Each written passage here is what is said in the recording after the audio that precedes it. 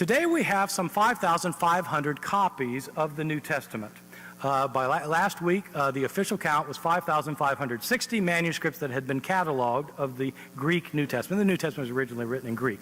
That is far more than for any other book in the ancient world. Far more than any other, way more than any book of Homer, or of Plato, or Aeschylus, or Sophocles, or Euripides, or pick your author. We have far, far more manuscripts of the New Testament than any other book in the ancient world, by a long shot. So just take that as a given. And the reason's obvious, because the people copying books in the Middle Ages were monks in monasteries. They're the ones who gave us our surviving books. And which books were they interested in? Were they principally interested in Aeschylus or Plato? Or not principally, they were principally interested in the Bible. So they copied the Bible. That's why we have thousands of these manuscripts.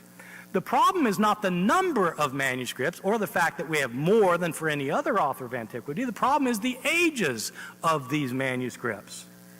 How many manuscripts of the New Testament do we have from the first Christian century? None. From the decades after the books were written, how many do we have? The years afterwards, the decade, none. Zero. How many do we have from the early 2nd century? Say, manuscripts that clearly date up to around the year 150. We have one scrap.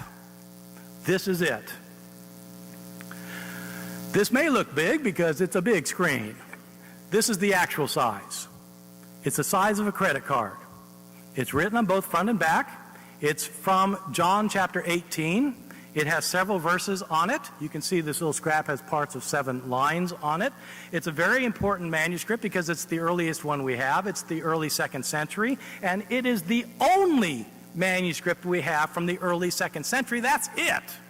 How many complete manuscripts do we have from the 2nd and 3rd centuries? We're not just talking about decades now after these things were originally written and copied and mistakes made and mistakes replicated and then more mistakes made and more replicated. We're not talking about years or decades. We're talking about centuries. How many complete manuscripts do we have from the 2nd and 3rd centuries? None. Zero. Well, if we have 5,500 manuscripts, where are they from? When are they from? Well, 94% of our surviving manuscripts come from the 9th century and later. 94% come from the 9th century, which is great if you want to know what the Bible looked like when Christians were reading it in the year 890. But if you want to know how they were reading it in the year 70, you've got a problem, because you don't have manuscripts from that period.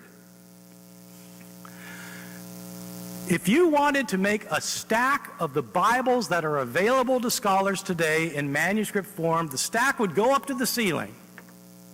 If you want to make a stack of the manuscripts that were made within, say, 60 or 80 years of the production of these books, you wouldn't be able to see the stack if we put it on the stage, because there's hardly anything.